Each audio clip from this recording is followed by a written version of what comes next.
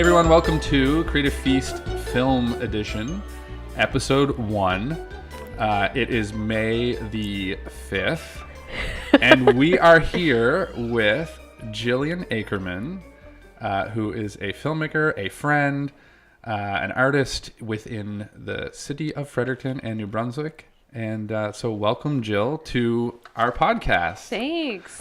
I didn't know I was episode 1. That's really cool. Yes, it's episode 1 of Creative Feast Filmmaker Edition. This is the first day we've done this. Oh my God. Yes. So, what an honor. Yeah, so thank you so much for being here, Jill. And you Jill's were a the first longtime friend of person mine, we so thought of, too. It's It was true. immediate. Oh, you guys, that makes me feel so good. I love that. Well, there you go. So, Jill, you were for some context, we officially launched our company, Feast Media, yesterday, and you were at the launch, which was awesome. So thank you for coming to that. You can see on the camera in the video version, there's some balloons still on the wall. Yeah. But anyway, the launch went really well, and so here we are doing the podcast, and yeah, we're just really excited to have you here. And I'm gonna take a little sip Announce Out of it. your goblet. because they can hear it, right? When they're listening to the podcast, like they can hear the swallow. You have chosen wisely. I have chosen wisely. I didn't turn into first movie reference. Hey, that's awesome. I didn't turn into a skeleton and smash against the wall. No. I think that was half karma, though. I think so. How could it not have gone that way? Just for context, Joel's cup looks like the chalice. One of the grails. Yeah. Yeah. Holy cup. The cup of a carpenter. Like lovely pottery. Versus the one that he chose that he thought would be the cup because it was like the most elaborate. Yeah. Mm-hmm. Little did he know. Yeah. Basic always wins. Film irony. Didn't Elsa choose? Elsa chose. She did. Yeah. So she may be kind of on purpose too. Oh, yeah. Yeah. A little sabotage. That's good. Yeah, that's good writing. I love. I had to throw something interesting to that character. That's true. A lot of the scenes from that movie, like that's probably my favorite Indiana Jones film. It is mine too. Yeah. And that is an unpopular movie opinion. Really? Yeah. I've had a lot of, I have really bad trilogy movie opinions. Okay. And The worst, Jill. the worst. And that's one of the ones, like that's my favorite Indiana Jones. Yeah. Most people probably say the first one. Yeah. I would think because I think the Temple of Doom people are kind of like, eh. I don't know. I mean, it's fun. I like the Temple of Doom. It's really fun. But Yeah. I don't know why, but for some reason, that was the one I always watched. I Last love Sean Crusade. Connery in it. I love the dynamic between. Yeah. You know, we named the dog Indiana. Which, yeah, that's This pretty great. is a castle. There are tapestries. But if you, sir, are Scottish Lord, then I am Mickey Mouse. How dare he? This could happen a lot. So let's do some context here. Jillian Okay. Acreman, who are you, and what is your relationship to film? I mean, I guess like your introduction was like pretty exhaustive. Like I'm a filmmaker. I've been making short films for I don't know, like 10 or 11 years, and I just got funded to do my first feature film. So I'm like, Yay. thanks. So exciting. I'm like pretty hard into pre-production right now. Mm-hmm. So this was like a nice way to spend a Sunday afternoon. Escape from all the Yeah. pre-production. Yeah. So what got you into film? First off, like from the perspective of getting you into film as like something you were just passionate about. Why do you? Because I know you from personal, like from knowing you as a friend, that you love film. Yeah. Truly love film. So like, why? Where did that come from? Well, I mean, like growing up, I was a big movie fan, and my dad is actually like a huge movie buff. And growing up, we would go to the movie theater like multiple times a week and just kind of see everything that played. And then we would like drive home and talk about it on the way and just kind of break it down. And that was just always a lot of fun. And we were big into like reading and discussing like Roger Ebert's reviews of things. And, you know, it was just kind of a fun thing that I grew into loving. And then when I moved to Fredericton to go to school, I became friends with you and Will. And that was kind of the first time that I had any idea that people made films. You know, like we kind of became friends because we had common interests, or I don't remember how it went exactly. It was a long time ago. Blockbuster. Oh yeah, we all worked at Blockbuster. It was like the common ground. It was Blockbuster. But you guys were making a film and you asked if I wanted to work on it. And I just remember being like, what do you mean you're making a film? And you were like, well, we're making a film. And like I could see in your eyes, you guys were all like, what's the question? And I was just like, no one makes films. Like in my head, that was such a concentrated thing, like in a certain part of the world that had nothing to do with like me or anything that I would ever do. Right. Yeah. And I was super into it. So we started making films Yeah. like with our group of friends. And then I just kind of continued doing that over the years. So that was really your like introduction into like, because I couldn't remember if when we met you had worked on films before or if it was you just loved them and. Okay. I hadn't. No, I met Will at school, and then he introduced me to you. Right. Yeah. I think. I remember. And you were doing. I don't remember if They Didn't Make It or Ugly was first. I feel like They Didn't Make It was first. I think it was first. Yeah. I think Ugly was 2008. It was 2008. It was the year I graduated. They Didn't Make It was 2006. So. Yeah. And so you were involved on. I think you've been involved on all the films that I've made because you also were on Box Face. Yeah. Yeah. So. Now, the first project that you worked on that was written by you. Yeah. That I wrote that script in John Blizzard's living room. Really? Okay. Yeah, we all got like an illegal copy of Final Draft. And yeah, of course. And I was like 18 and we just like finished a shift at Blockbuster and then we all went to his house. And I know, like it's great now. It didn't, you don't think about it at the time, but now like I really romanticize it, you know? Oh yeah, yeah, yeah. And, you know, we just like would sit around and John would put on like his like weird Criterion movies because he was my introduction into like that whole. Oh yeah, his movie collection that is whole world. Crazy, yeah. And I wrote, I just was testing the software literally and started writing a script and I wrote it that night. And then I didn't make my first film until probably 4 years later. Okay. I was 22 and it was that script. Oh, it was that script? Okay. Yeah. So broke, yeah. Yeah. So what was that process like going from loving film and having ideas? Because I don't know, you have great ideas. You've like from, I think the time that you started kind of forming ideas for your own films, they've always been good. So what was it like to then have your own project?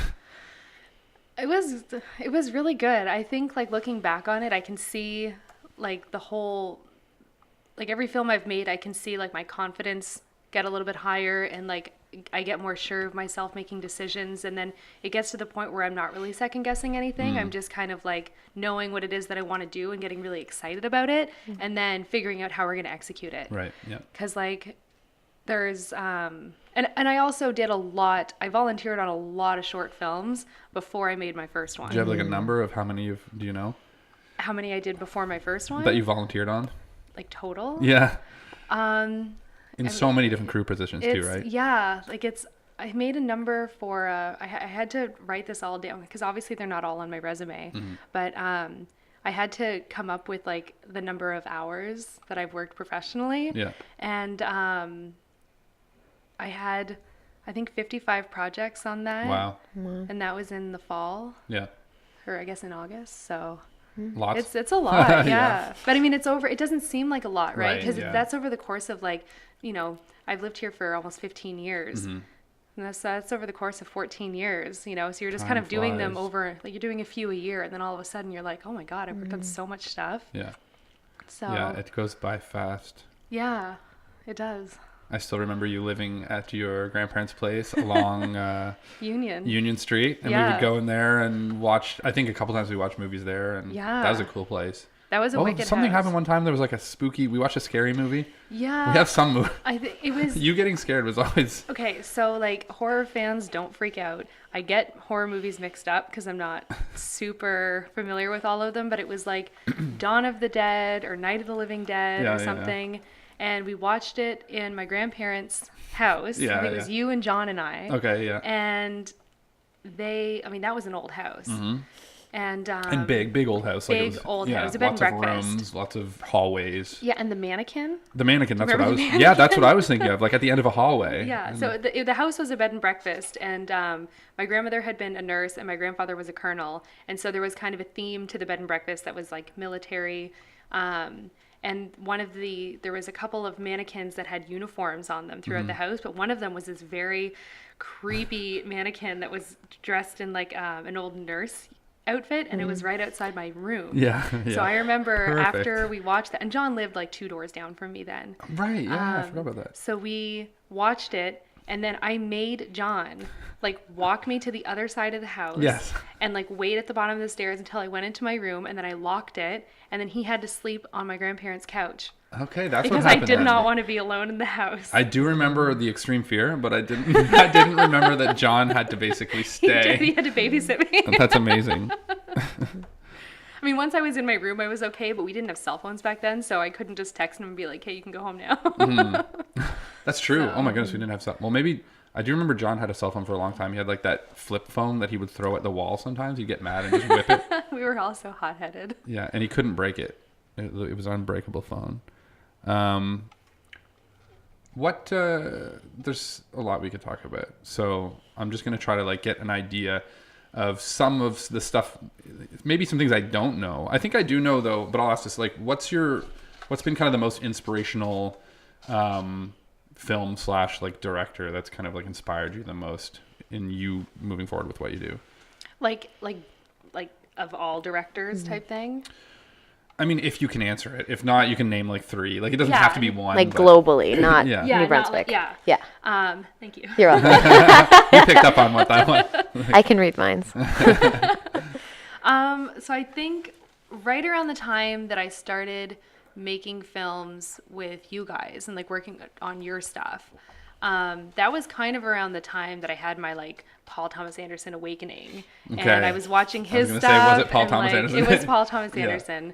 I mean, there was a lot of, I was familiar with other directors, and I kind of, knew little things about them. But I think for me, Paul Thomas Anderson was the first director that I really understood what being a director meant, because like I think so much of directing is like intuitive work. So when you say like, what does a director do? It's like, oh, like they're the creative director of what's going on. But it's a kind of hard question to answer because the work is so intuitive. Like you're just kind of doing what you think feels right for what your objective is. Right. And with Paul Thomas Anderson, when I was watching, it was Boogie Nights that I watched, and it was the first time that I really understood that you could use the camera to, kind of like create a mood. You could create a sense of urgency that the characters were feeling with how you move the camera. And that was the first time I connected it. So it wasn't just like the theory of it, but I could see it and then I could break it down and I could see what he was doing.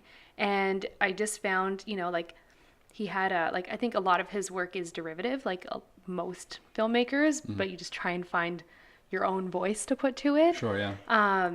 And he just did a really good job of that. And then at the time, I mean, he only had like 3 or 4 films out, but I watched them all and I was like, okay, like I've learned something from all of these. And like, I've learned more about editing from him. And then like lately from Edgar Wright, I've been on a big Edgar Wright kick. And I'm teaching part-time at the craft college and I have my film students and, we'll talk about kind of the process. And teaching film in kind of like an overview is tricky because there's so many moving parts and there's so many steps, but you also need to think of it as like a whole. So like you can teach all of these things in pre-production. You can teach writing, you can do production, you can do post, but like fundamentally it's still one whole thing. Right, yeah. And so, with them, I was like, okay, let's watch some Edgar Wright stuff because it's fun to watch. But like, this is a director who really takes every opportunity he has. Like he doesn't he won't just do a master shot to give you information. He'll find a creative way to show you the passage of time. And so I feel like I've learned a lot from him most recently. But Yeah. I'd say like the first director that I got really excited about was Paul Thomas Anderson, who I still love. And I was going to say, that would be my guess. I don't think it would have been a stab in the dark either. Like I was pretty sure it was Paul Thomas Anderson. What was your favorite film of his? It's probably still Boogie Nights, just because that was like the first one that was like so influential. But I don't know, there's things I really have found like in the last few years, I've like rediscovered Punch Drunk Love. And I'm just like, again, it's like the movement and the pacing, like it's just all like, it's like this beautiful dance, like how he moves the camera, how he cuts it, the timing, the way he does like movement of people in long shots and stuff, like it's really impressive. And it in that movie especially, like the lead character his mind is kind of chaotic. So it really captures that. And as you watch it, you're just like, whoa, like I can imagine wanting to execute this, but then actually being able to sit down and plan it and pull it off is like a whole other thing, right? Like Absolutely. I've tried before to do certain things or capture certain things, and like sometimes it works and sometimes I miss the mark, and I can tell that I missed the mark when I screen it, or just based on like the feedback and stuff like that. And it's like, okay, so this didn't really land, but I can take this and like improve on it next time. But that's the hard thing, because like all the lessons come after, right? So, Yeah, in hindsight, you find out once you've tried something. But that's the only way you can find out, right? yeah, Is to try something. exactly. Something we talked about with Anthony earlier too is just like taking risks as artists. Like Yeah.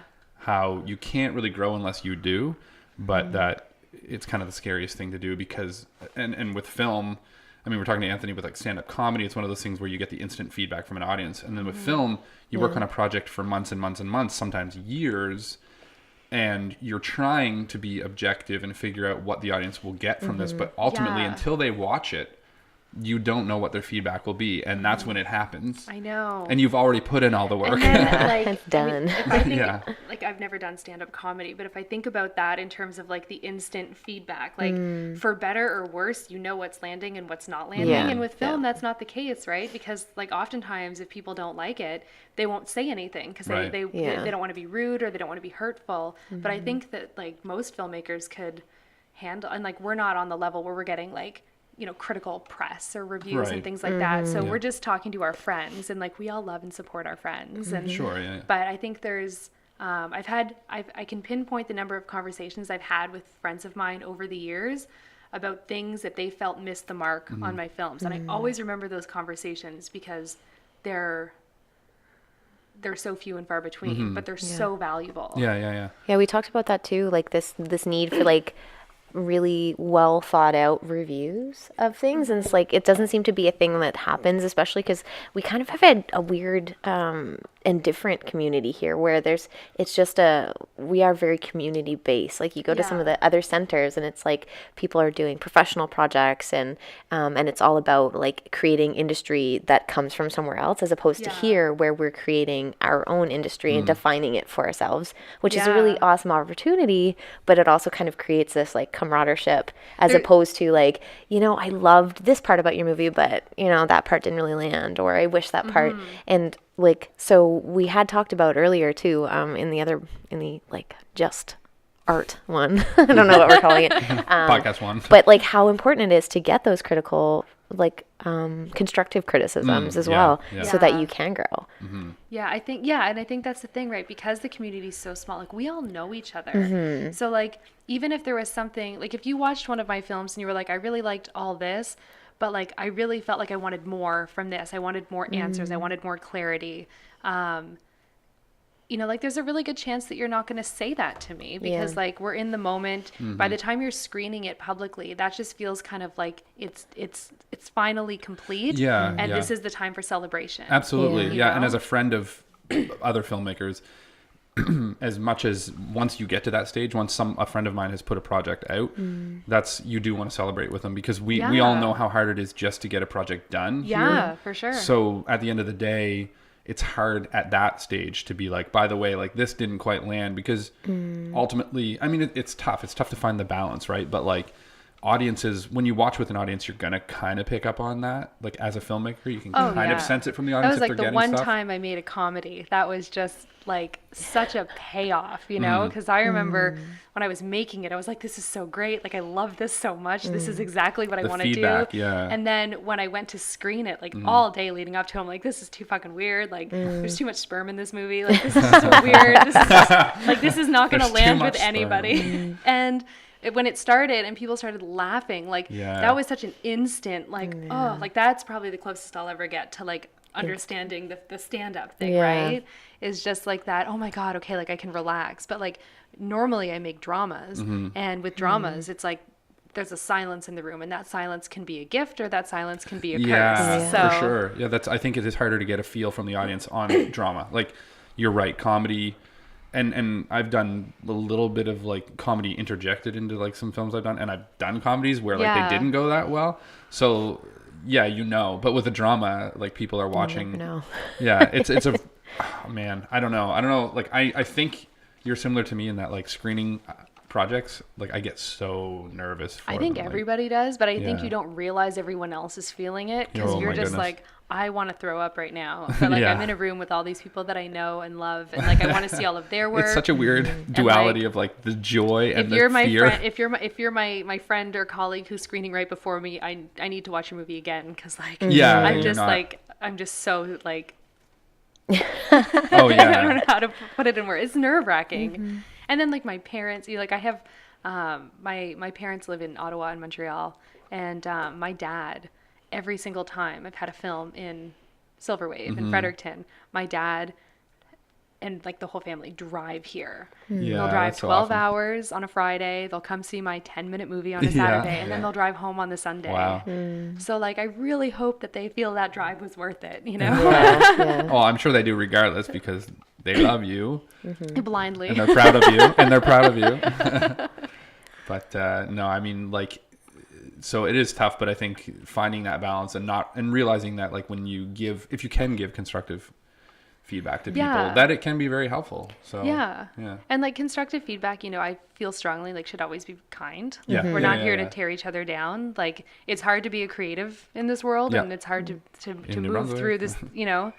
It's a different thing, right? So but yeah, I think that there would be a lot of value in that. But that said, It's already it's done. hard, right? Yeah. Yeah. How did it like, so in Silver Wave this year you had a short that is Yeah. like based off the feature that you're Yeah. now in pre-production. So did you find you got anything from watching that and like that you could bring into the feature, or because they were different, you know, I- and like obviously we Short know a and little bit feature about is it, such a- but yeah.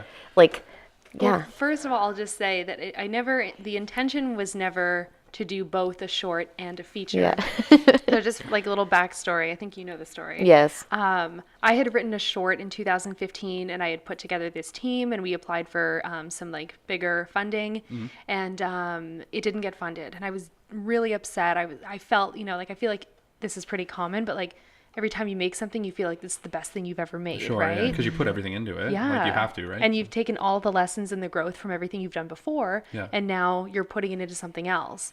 And so I applied for funding, didn't get it. I applied to a few other places. It just kept getting rejected from everything. And I was really discouraged and really, you know, frustrated. And I just felt like this is the best thing I've ever written. Like, Yeah, yeah. I need to get this made. Anyways, I didn't want the story to die.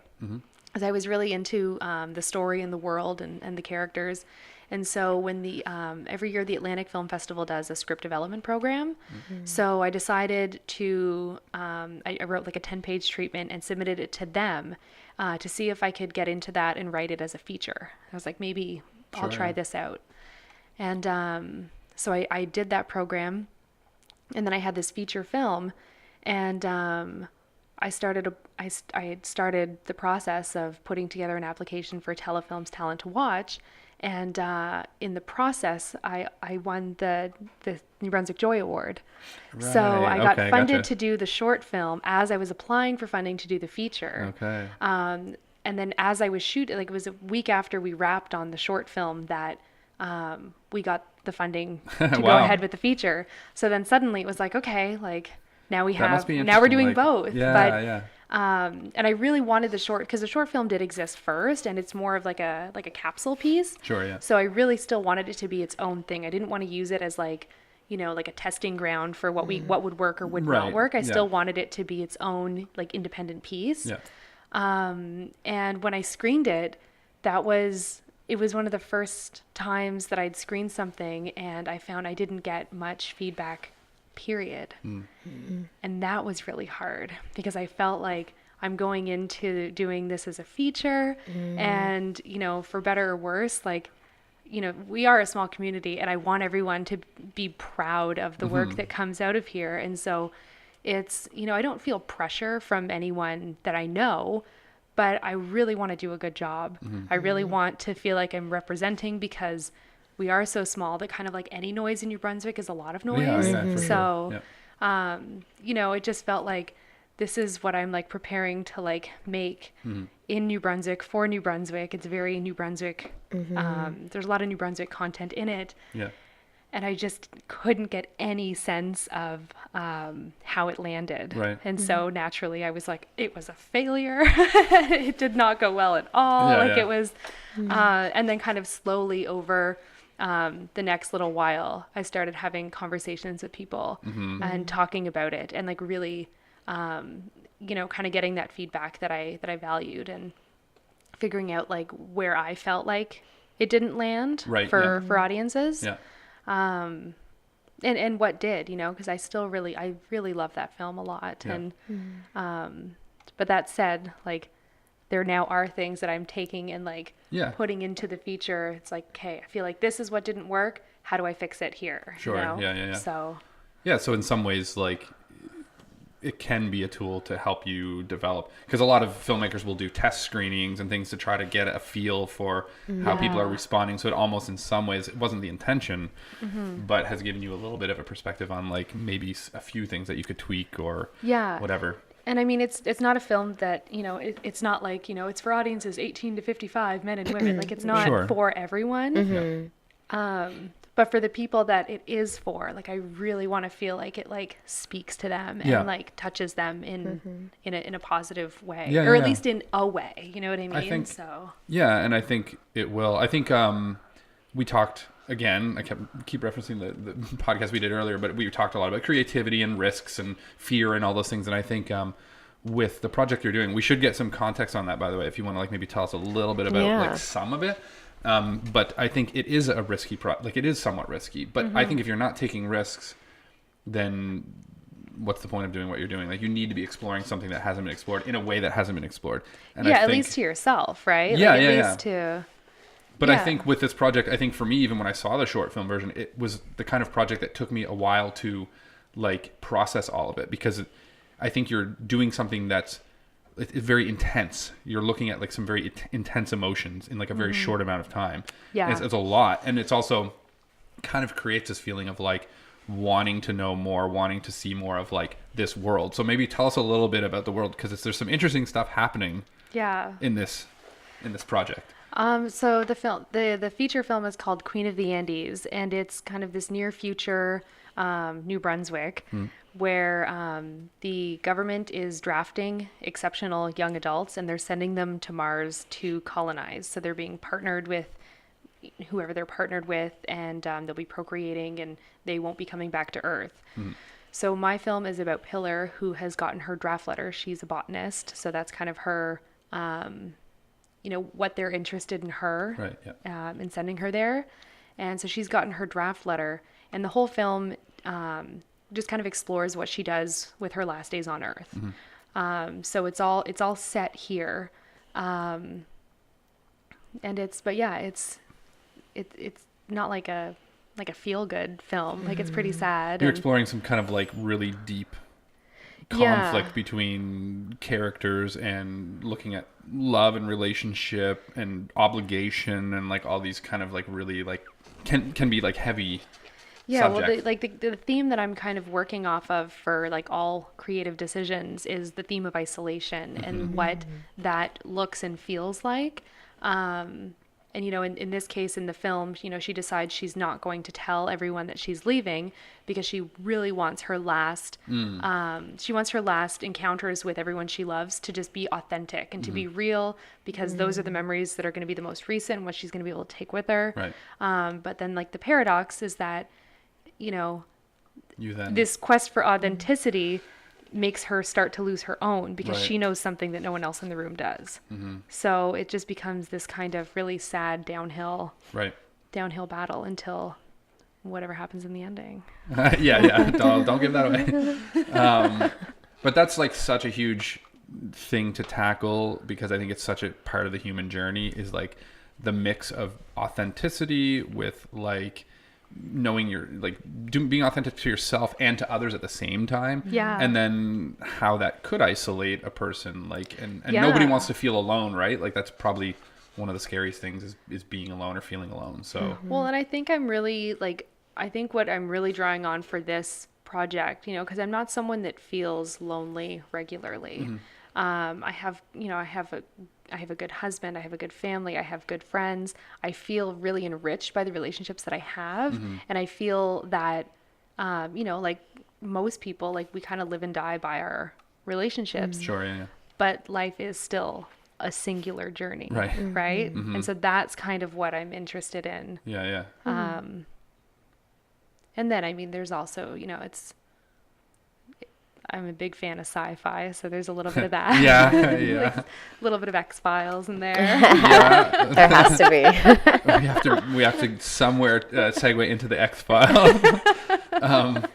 And the fact that Paul Thomas Anderson is, and then Jillian Anderson, like there's like a connection to a lot of these things. So you've always been like a huge fan of Jillian Anderson since like I know you. Yeah, it started in middle school for me, like grade 7.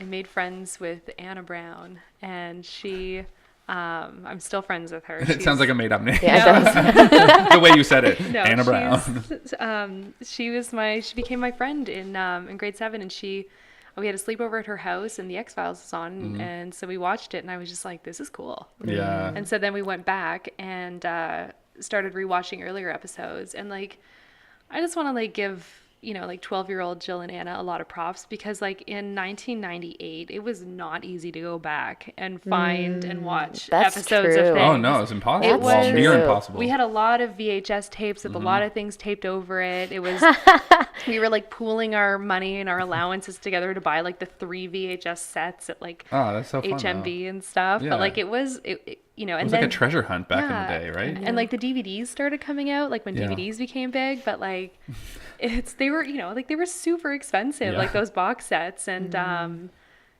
you know, over time I collected all of them, but it took a long time and a lot more money than it should have. You're a true fan. And now though. they're all on Netflix. Yeah. So. Had I known, no, I still probably would have. But it's kind of nice because, like, what if something happens to Netflix and then Yeah. it's like, no, I need You to still have have hard that. Like, copies. at the end of the world, this is. Oh yeah, and this everything is- rotates, right? Yeah. So they will get rid They of the will get rid of the X-Files. X-Files. Files. I wouldn't mind having the whole collection on Blu-ray though, because my friend Justin has it, and we watched one of them, and like, you know, X-Files was shot on 35, so on Netflix you don't get that same Right. That's true. projection, but when you watch it on Blu-ray, it looks amazing. Yeah. And sometimes Netflix doesn't get all the rights to like the music and stuff like that too. So sometimes they actually change. Oh, I didn't know Yeah. that. Yeah, so it's common. Like I know Scrubs, if you watch Scrubs, Changing like some of the songs it there? changed a lot of the songs because they couldn't get music rights. Oh wow. That makes sense, because I remember watching, I watched Love Actually at Christmas, and one of the songs in that was different, and I was Yeah. like, oh, that's weird. And it totally changes the like, especially if absolutely, it's something that like is in your heart and Well- you're like, I've watched this so many times. Yeah. Like, yeah. It That just song will do sparks it. something. Yeah. Yeah. Jill, were you like in the phase where I was like obsessed with Donnie Darko? Were you also like a fan of that film? I can't remember if you No, liked. I think I missed Donnie Darko. I never saw it? No, I Or- saw oh, it. okay. I saw it with you guys. Yeah.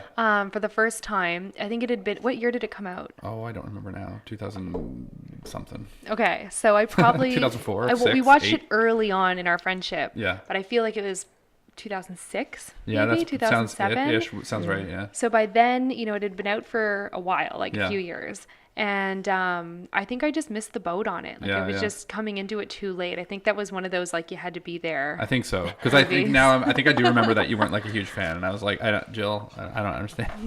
That film like was so important to me at the How does time. this not But you're speak to right you? though. You're right though. At the time, it was like very important to me. If I go back and watch it, it's different. But I was just gonna say, music wise, that was one of those films that the director released a director's cut, Yeah. and I just couldn't connect with the director's cut the way that I. And Isn't that funny? Yeah, and it was one of those times where I thought, oh, maybe like the first cut just kind of almost accidentally was an amazing film. And then when he went to like make it the way he really wanted it to be, it wasn't as good, which is super weird and kind of a scary thing about being a filmmaker, because it's like fans can connect more with something that wasn't as much you as maybe if you put more of you. I don't know. See, like, it's weird. Like, I love that idea. Like, I have, you know, so many ideas about like what my film that I'm making this year, like, what does this film mean? What's, you know, what can you draw from it? But like, it is my dream to have people sit down and just pick it apart and try and find all those little like symbols and messages. Like that would be like the ultimate. Like I want someone who is like me to watch the film and then to rewatch it and be like, oh my God, It like will happen. Picked up on that this time. Yeah, And there's like Easter little clues. eggs. Yeah. Those are my favorite. I know. I love. And when you find one, you're like, finally. It'll become so know. personal journey for somebody. Yeah. Because a film, when we're talking about art, is like, you know, you've got your fine arts and paintings, and but film draws upon so many kind of, like, you know, you've got performance art, you've got music, you've got visual art. So there's a lot you can pack into that. And so for people to watch and then like connect to something you've created, I don't think there's anything like that with like film. Anything like quite like making a film and having people see it and then give you feedback and kind of like talk to you about how they received it and what they thought of it. And like even if it's not some, you know, even if someone's like, oh, I thought this, like, I would just love to have someone say like, oh, this was so smart when you did this and they're sure connected of it. this, and I'm just like, I never thought of that. Right, But, like, yeah. it means so much to me that you did. Yeah, you know, like yeah. that's. And and it will happen, like 100% it will happen, right? And you'll get like people coming to you and saying like, I love that in the scene you were telling me that it's okay that I sold my house last month or something. You'd be like, what? Like, but then it's like, wow, you got that out of that scene, like, and it happens that. That's one of the cool things I think about film is like people interpret it. And then as the filmmaker, as kind of the captain of the ship, you're always kind of, you know where you're sailing it. Yeah. But it doesn't necessarily, that destination doesn't always translate, but it can be some of the coolest feedback. Oh yeah. And even, I mean, it's the same with anything, right? Like I've been in book clubs before and like we'll all read the same book and sit down and it's like, oh yeah, and I loved this. And other people in the group are like, oh, like I didn't catch that, or I didn't put those two things together. I didn't take the same meaning from it. So we know that it happens. Right. But it's just, I love the idea that it gets back to the source, you know? So And that's definitely, as a New Brunswick filmmaker and someone who will, I'm sure in some ways that probably your film will at least screen in New Brunswick, whether it'll be premiering here. I don't know like what your plans are for that, but regardless, you know, you'll be amongst a lot of friends and stuff, so there'll be a lot of probably like that would getting be a really terrifying but like wonderful screening. I'm excited, very, very, very excited for it. Thanks. Because I do think you're doing something really cool. I think that I love that you're doing something super unique and like I don't know if it's not heavy isn't the right word, but you're tackling subject matter that is impactful. You know, you could just make a movie about, and not that there's anything wrong with tackling subject matter that isn't as impactful, because you know that's still you're still creating, you're still making art, and anyone that's doing that around here, you gotta you know, congratulate. But I'm very excited for that because I think one, it's kind of a amalgamation, is that the right word, of like of your film passion and the films you've loved over the years too. Because I know some of that, and even just from like some of it being Paul Thomas Anderson and the style there, and some of the other films that we've like watched together over the years and stuff. That I think maybe I should ask you this: is part of your voice or something that you want to explore, kind of the human condition, the human journey? I always feel like human condition is like a very like broad statement, and I think of it on a very individual level. So. I've never thought about the script in terms of like the human condition. I'm just thinking about who is, you know, like in this case, the character's Pillar. I'm like, where is she at? And where is she going? And how is she getting there? You know what I mean? Like, what's her motivation? Like, what's driving her? What's stopping her? What's she afraid of? Like, all the things, like every detail about her and what's going on in her head. Like, that's what I'm really interested in. Yeah. I don't know if I would call it the human condition, just because like that just seems broader to me. More like the Pillar condition. The Pillar condition, yeah. Like that individual journey. Yeah. And I mean, it's, you know, like with Pillar, there's things that she does in the film that, you know, she makes choices. Like if I was drafted to go to Mars, I would tell everybody. You know, like I wouldn't make the choice that she's making. Yeah. But I understand it. Right. Like I understand what's driving it. I understand where she's coming from. And so, you know, and I understand that like to anything, there's, you know, like there's benefits and consequences. And so I'm just kind of interested in her and what she's doing. Yeah. which is good because that's the character that you're bringing to life. So it's good that you're interested in her journey. Yeah. I kind of want to talk a little bit more about films that over the years, I was just thinking of Home Alone for some reason. Yeah. And and it's kind of like a diverging from some of the more like serious film content, but like I know that we've had a lot of fun over the years. Yeah. With just certain films that are just like classics. How much of an influence can you even say like a film like Home Alone or The Sandlot or like these films which get referenced a lot in our friendship? Yeah. I think okay, so like I would love to sit here and say that like I was watching like Gone with the Wind as a child and Citizen Kane and like, studying Kurosawa at age 9. Yeah. But like I wasn't. I was watching Home Alone and I was watching The Sandlot. Yeah. And I was, like that's what I was watching. And They're such good films though. yeah, and you know what? Like E.T. was a big one for me too. That was there's a lot that were big, and like when I like something I tend to like really like it. Yeah. But I think that all of that is as valuable as like studying film from like a theory background early on, because that's the introduction that brings you into the world. Yeah. Mm-hmm. That's what, when you think about film at a young age, the first thing you think is like fun. Yes. So if that's not the first thing you think of when you're going to make films, like you are going to have a bad time, because it's a lot of work, and it's not always fun in the moment. Like it's hard, but the idea is that you should still be excited and having fun, right? So I think that all those things that like we watched growing up, and I mean, there is a lot to learn from some of those, films. Like I learned a lot from, like we can talk about Home Alone if you want to. Like there's a lot of great lessons there. Kevin McAllister took all the things that scared him and he turned them into allies and weapons. And like that is a powerful lesson for a child. You know what I mean? Like or for an adult. Yes. You have, he had the tools and he had a voice and he learned how to use them. Like that is, we can package it as Home Alone and like, call it nostalgic and fun, but like that movie had something to say. And it had John Candy. And it's... Yeah. Well, I think it also shows that like a film is kind of a sum of its parts too. Yes. That, because it also had like one of the best soundtracks of all. Like I can literally hear just even like a 2-second. Yeah. And I'm like, oh, like I immediately get pulled into that feeling, which is powerful. That's a powerful thing. So like, and sometimes it's not something you can plan. Like it's, I don't know if when they made the first Home Alone, if they knew that it was going to be the movie that it was, right? Like, do you want to know something funny? This is something we've never talked about for Home Alone. Okay. I told you like my dad and I were like, we would read Roger Ebert all the time. I didn't read this at the time because I was like 5. Okay. But, we'll forgive you for that. But, when I was in high school, I went and found Roger Ebert's review of Home Alone because I was curious. And that, like, I was so opposite ends from Roger Ebert. Like, he really did not land for him at all. He really didn't like it. He felt like it was unrealistic. He felt...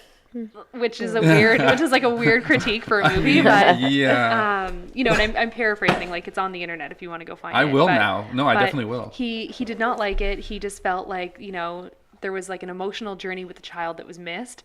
And I was just like, I feel like this movie was for us as kids. Yeah. It wasn't, now you see a lot of kids movies that kind of pander to the adults because they want to get them in the theater with their kids. Yeah. But when we were kids, like the kids talked like kids, right? Like you watch like the Goonies, and those kids talk like they don't talk like how they talk in front of their parents. They talk how they talk. Yeah, they were with their swearing friends. And like saying weird things to each other and nicknames that everyone had. And so I love that movie too. That was another one that I missed though. I didn't see it till later. Nice. I remember this and being like, I think at one point in our friendship, and I was like, isn't the Goonies great? And you were like, I never had that connection with him. I'm like, what? But like, I feel like you might have had one too that I had missed. Like everyone kind of has those films that like. I had like Annie. I was really big into Annie. Yeah, I mean, I don't think you were. No, I don't. I mean, I appreciate the story. Yeah. But I feel like there was another one. There was one I feel like I remember you being like, you loved this film like maybe it was someone else. I don't know. I don't know. I mean, I'm a pretty huge Titanic fan, and like that's always. Yeah, I wasn't Titanic. I wasn't a huge fan of. I will stand by that movie until the day I die. I have watched it more than probably any other movie in the world. Okay, I don't think I've ever actually seen it from beginning to end. Isn't that crazy? It's a great Isn't that movie. weird? It's a great movie. It's kind So of an there you interesting thing to think about, though. It's like with all these movies, it's like, what is the impact? Mm. You know, and it's like why make film? Like, you know, and like, I don't know how as a filmmaker, like why do you make film? I just make it as an outlet, you know what I mean? Like I think people, some people write in journals, some people, paint to relax, but I think like we all kind of have this drive to document things, like whether it's feelings or what we're experiencing. And so for me, I think for, I'll just say for me, because I don't know what anyone else is doing, but, I think my like drive to document things just manifest through film. And so when I make a film, I obviously want it to find an audience, but there's also just a release, like, like from your film that you made, like we haven't talked about this, but like I've seen your film and like after you make something like that, you just feel this release, right? Like it's like you can close the book. And I think that's why, a lot of people who wouldn't call themselves writers, fair or unfair, they journal about their day and all they're doing is writing down the things that they did that day or what's going on. And it's not for anybody. It's not for anything, but once you kind of put it out there, you can let it go maybe a little bit. So I think that's probably what we're doing with films. It's just a way to like catalog and document all the things that we're thinking and feeling in like a fun, creative way. And then like kind of share it as well in a way where like you can then others who have had similar experiences. I don't know, for me, like it's always kind of made me feel less alone. And I know you said you've never really had the thing where you feel that alone, like you're like, I do. Yeah. I mean, I do have, I just mean that like normally you've got lots of loved ones around you. You're not like alone physically, like. I'm not physically alone very often. And I mean, I enjoy being alone. Sure. Yeah. But I don't feel it's a feeling of like true loneliness is something that is if I experience it, it's fleeting. And I might have it for a day, I might have it for a few days, but it's rare that like any kind of sense of like loneliness lingers. Right. Yeah. Yeah. But I think what you said about, because I think we've all kind of made films within this trifecta of people, if I may call it that, that were kind of us dealing with something that we had dealt with that was like a not happy experience. Yeah. So for me, I made Box Face, and I think for you, would it be Broke? Would that be the one? Broke was the first one.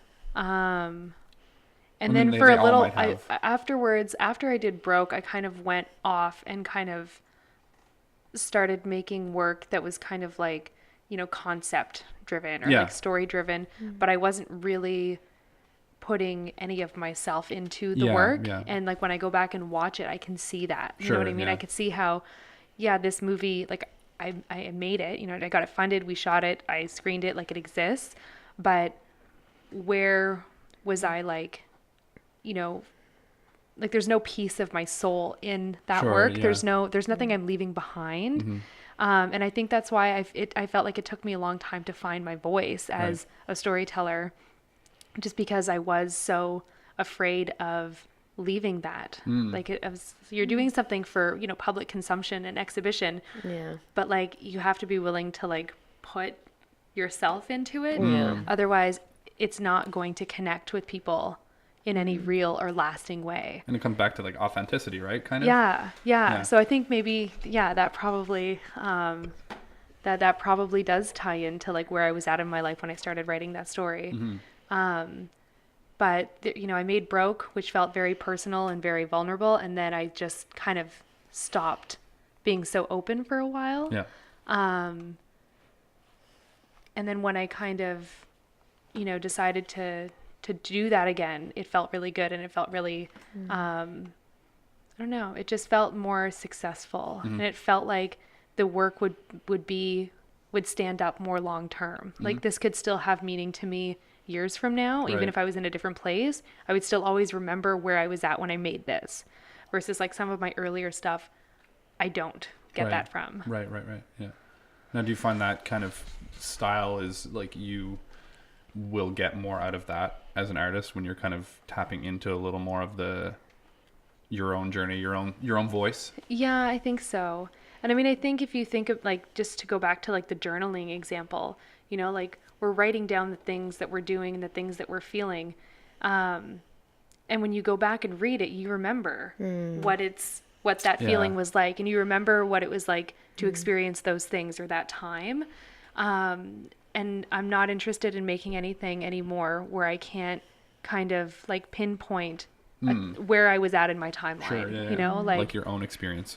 and like an audience doesn't have to know the details of that. They don't have to know, you know, exactly every detail of like what my experience was with something, but the theme of what I'm feeling in my life at that point, I want to be able to look back at the work and remember that was the feeling. That's why I made this. And like having the why I made this Yeah. always be clear. Yeah. I think that's important. Like, it's a good place to come in a journey for anyone that's doing anything. Yeah. Whether it's like entrepreneurship, starting a business or something, it's always good to have a why, and your Yeah. why not just being some kind of, you know, Well, and your why is like why people that's what Care. they'll connect with. what they connect with. Yeah, for sure. Cool. Well, I think we're probably close to an hour now, are we? We started around 3:30 something. We do have some 58 minutes. we have some rapid fire questions. Exactly. Perfect. But before I do that, I don't know if Caitlin, you had some other stuff. I just had a couple last thoughts. No. Anything? I mean, I have a lot of thoughts, but for 2 minutes. Share I them all feel in like 2 there's a minutes. lot we can edit out of this as well. I guess, like, I will say, like, as a woman, I find you very inspiring. Oh. And I think when I came back to this community, we have a lot of women in film who We are do. doing, like, just stupid, awesome work. But the fact, like, with you, like, we don't know each other super well, never really have. But then it's like, oh, you just made your first film. Let's go for a women's lunch. And Yeah. like, I think it's so important for women to have those spaces for each other. And I really have always appreciated that about you. Oh, thank that you. you offer, like, you know, I remember you being like, oh, you know, your stomach's going to be so upset before the screening. And I was like, I thought it was just me. Like, I feel awful. Like, and it was just so valuable for me to feel like I wasn't alone and to have something to look forward to. Like, the fact that you're doing a feature film that I think is a very, like, my limited knowledge of it, it's a very feminist, like, very cool concept that represents a lot of populations that don't get represented in media. And you're doing it supporting New Brunswick still. So you're keeping it to the community. Keeping it in the family. Yeah, just like, yeah, that's what I'll say. Well, thanks. In my little... That's wicked. I appreciate that. Yeah. So 2 things before, because we do want to do like a rapid fire questions thing, and then like we kind of failed that in the first interview because I think we didn't make it fast enough.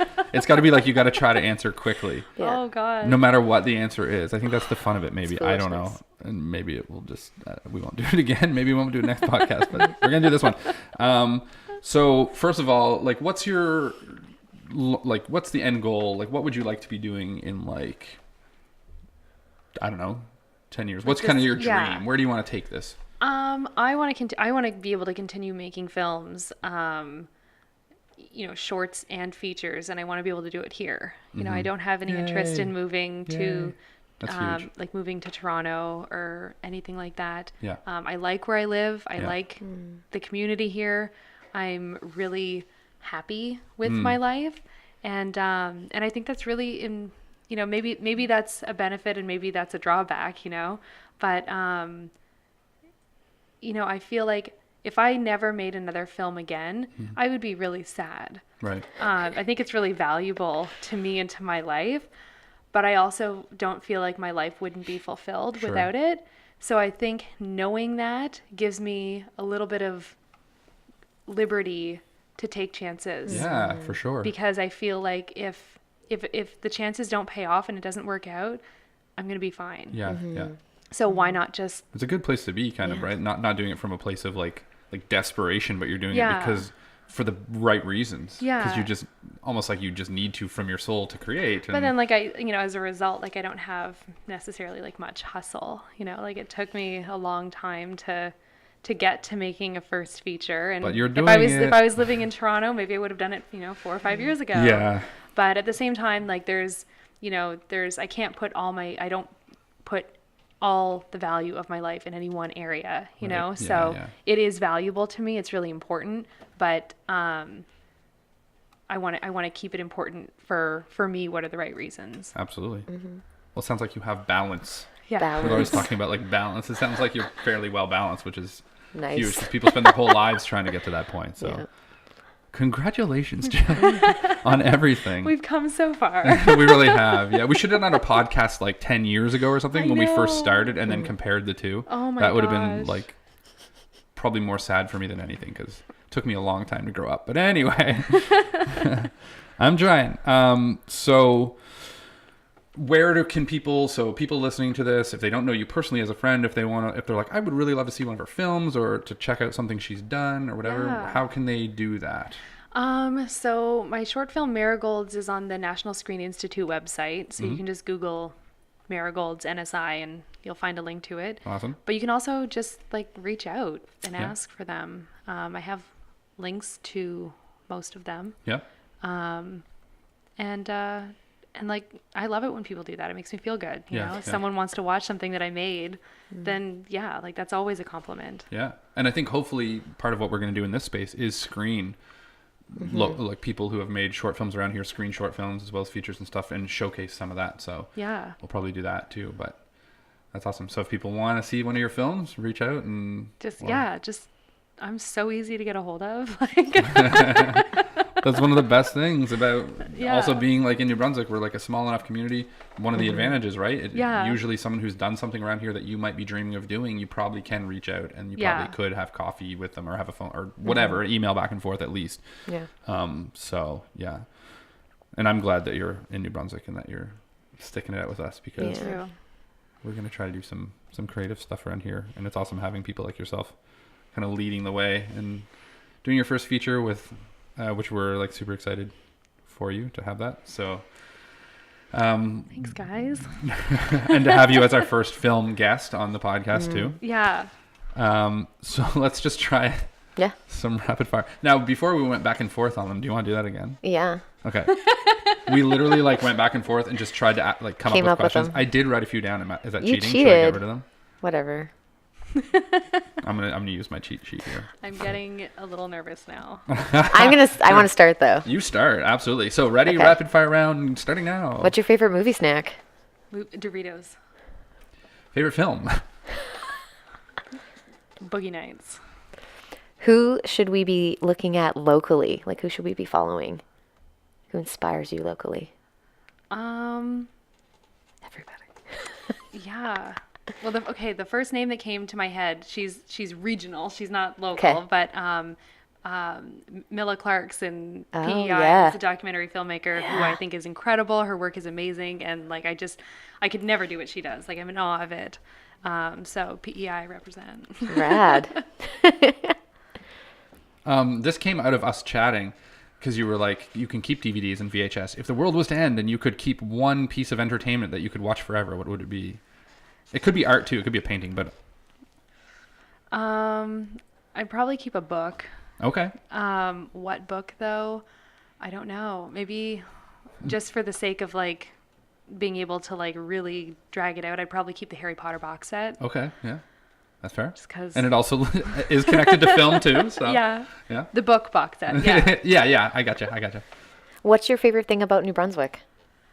Just like our community. Like it really is wicked. It really is a really wonderful place to work and learn. And I know it's very different from other communities, but the things that I value about it are things that I feel really are singular to us, you know? And like hopefully everyone feels that way about where they're from and where they're working. But that's like true. we for sure have that here, Yeah. you know?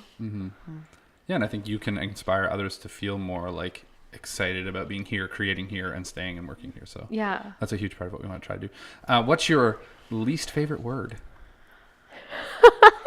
Remember last time I asked Yeah. What's your favorite favorite word? word, so God. I want to get the others. Like moist. I knew you were going to say that. Everybody's. Because it's I feel like I knew that too. disgusting. I don't know why. I feel like I knew It's that. a real. I feel like it's a common choice. Someone decided a few years ago that was like the most unfavorable word, and now Everybody agrees. it's just the go-to. Yeah, I wonder if what is the best phrase in the human language? the best phrase. Do you remember it from? I'm referencing a film, I don't. but it's Donnie Darko, so maybe. Oh, I was like, you might not get it Fail. because it's from Donnie is Darko. it Graham Greene? I don't remember Cellar Door. Do you remember that Cellar Door from Donnie? Dang it, Dang it. didn't work out. Did not No. work out. Favorite line from movie, just quickly. Okay, Yikes! I did it again. I'll do one that's like a recent favorite that I'm using a lot. Yeah. What did he look like? Oh, he's about 2 feet tall, a long, slender neck. Also, he was a swan.